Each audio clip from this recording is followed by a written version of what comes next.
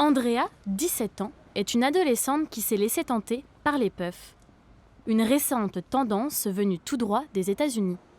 Je fume la puff depuis à peu près 6 mois et j'en fume à peu près 3-4 fois dans la semaine. Comme Andrea, ils sont de plus en plus de lycéens et même de collégiens à consommer ces vapoteuses nouvelle génération. Avec plus de 260 000 types de puffs, comprenez bouffer en français, la nouvelle cigarette électronique jetable fait un tabac chez les jeunes.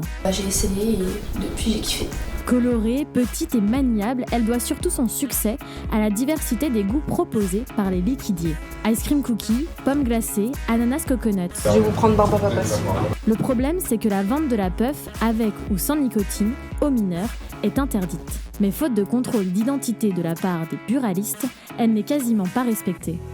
Au grand drame, des associations anti-fumeurs. C'est une arme pour entrer dans le tabagisme. Un fabricant en particulier est dans le collimateur des instances de régulation. Créé en 2019, Liquideo est une entreprise française devenue le leader du marché.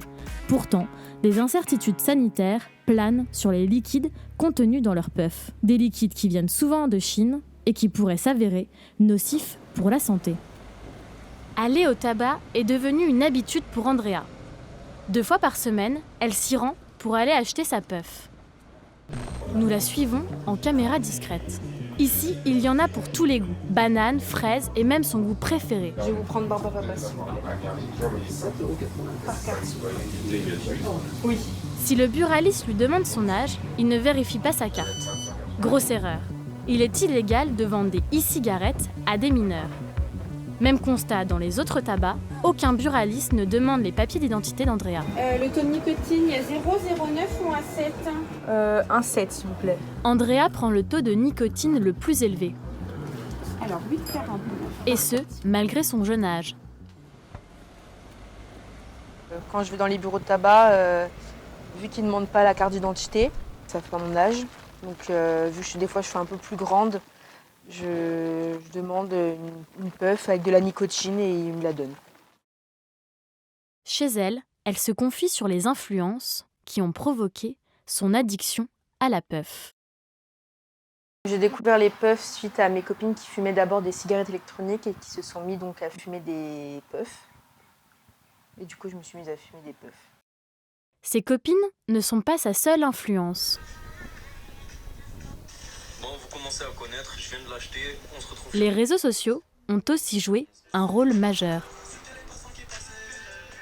Le Seigneur est fâché. Ils ont dit demain c'est loin, mais on y croit même. Oui, j'en ai vu sur TikTok. Il y en a beaucoup, il y en a pas mal qui fument de la puff sur TikTok. J'ai l'impression que ça les incite à fumer quand même. Salut les amis, je viens de recevoir ma commande 8 puffs, comme vous pouvez le... Les influenceurs qui en font la promotion sur TikTok sont présents par milliers.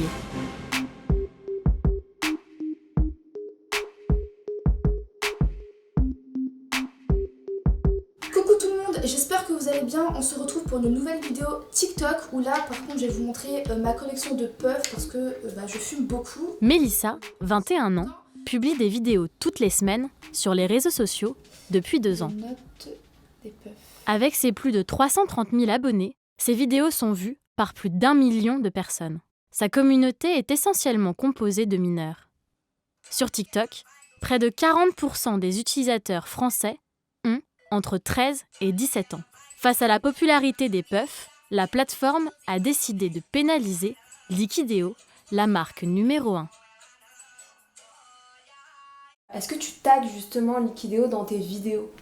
Alors dans mes vidéos je ne tag plus Liquideo et carrément je ne fais plus de TikTok avec des puffs parce que TikTok bannit les personnes qui consomment des puffs en vidéo tout simplement. Et même si on ne tag pas forcément le nom de la marque, dès qu'on nous voit fumer ou avec une puff, c'est banni directement. Un bannissement qui n'empêche pas les influenceurs de promouvoir des puffs. Du pain béni pour le leader du marché Liquideo qui utilise ses personnalités pour faire de la publicité déguisée. Leur stratégie marketing se poursuit sur leur site internet. Pour en savoir un peu plus, nous avons tenté de les contacter directement.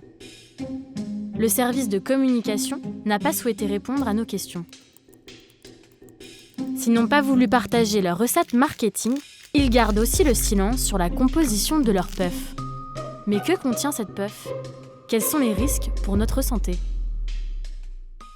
Pour le savoir, direction SMT Lab, un laboratoire d'analyse.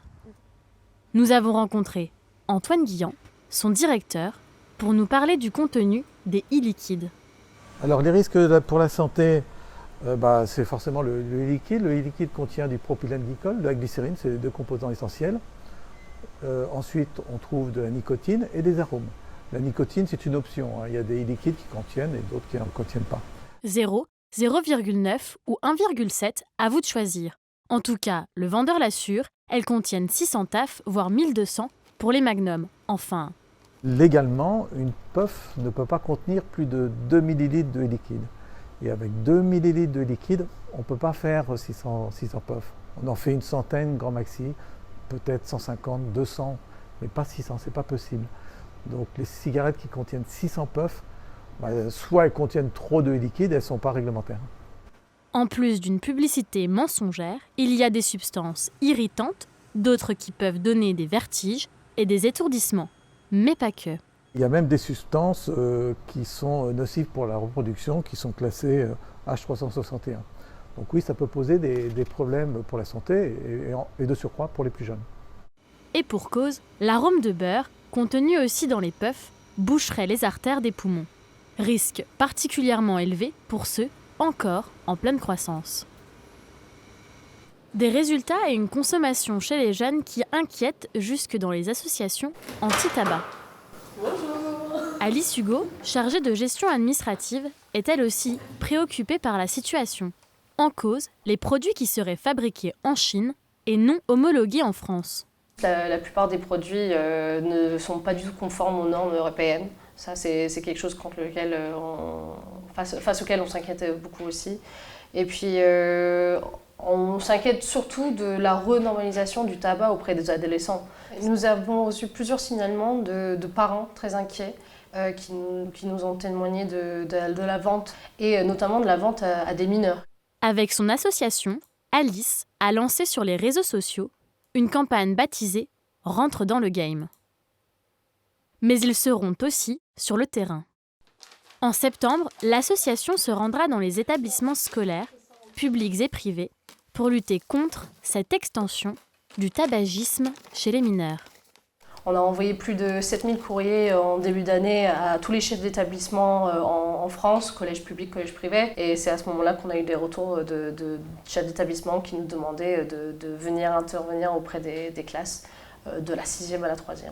Aujourd'hui, les puffs pèsent plus de 10% du marché des vaporettes. Et cela ne fait qu'augmenter. Ce qui n'empêche pas Liquideo d'être de plus en plus inquiété par les instances européennes qui s'interrogent sur l'éthique de la marque. Cerise sur le gâteau, les puffs sont aussi extrêmement nocives pour l'environnement.